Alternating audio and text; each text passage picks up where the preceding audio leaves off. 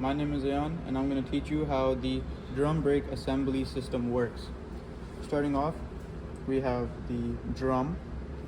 This is what covers the entire assembly, and obviously you'd have lug nuts here, and then you would need to take those lug nuts off before you can reach this point, but that's already done for me. After you take it off, you would notice it's very orange on the inside of here. That's all brake dust and just dirt from the brake system.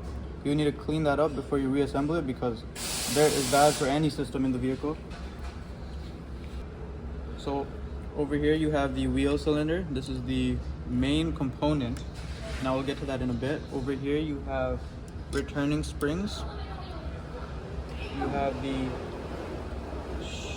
shoe holding springs, the parking lever, the star wheel adjuster. You have both the shoes, which is this thing under these linings, which are also known as brake pads. Over here you have the back plate, and then obviously on a car you would have the brake line leading up to the master cylinder. So as I said before, over here we have the wheel cylinder. This thing is what's connected to the brake line, and as hydraulic fluid is pumped into it, it will push these two piston type things outward, which causes the brake pads to make contact with the drum brake, just the drum that would be surrounding it. When that happens, obviously it'll cause friction, and the friction will cause the wheel to stop spinning, which is how the brakes work. In opposition to the wheel cylinder, these two return springs will pull the brake pads back inward after you let go of your brakes. So over here we have the shoe holding spring. There's another one on this side. We'll come back to this one because they're both the same. As you can see here in the middle, there is a pin, and if you come around the back, you can see this thing looks like a circle. That is the back of the pin. So that pin gets pushed from the back plate all the way to the front through the shoe, and then a spring compresses on top of it, and then you turn this pin over, and that will hold the entire shoe, and that's the same that goes for this side.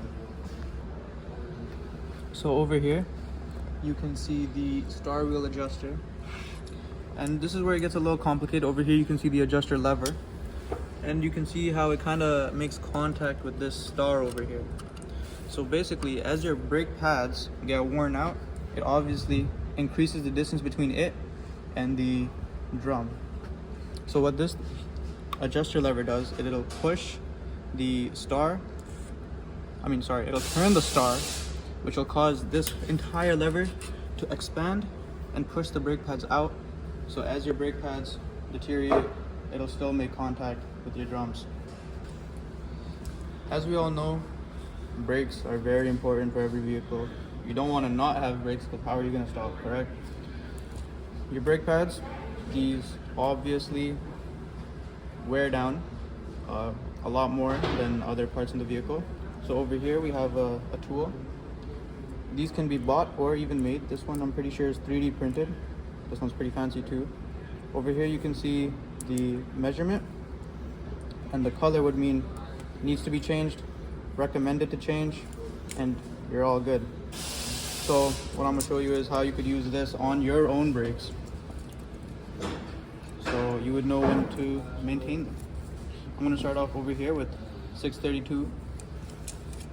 This is yellow, so as you can see, that's pretty close.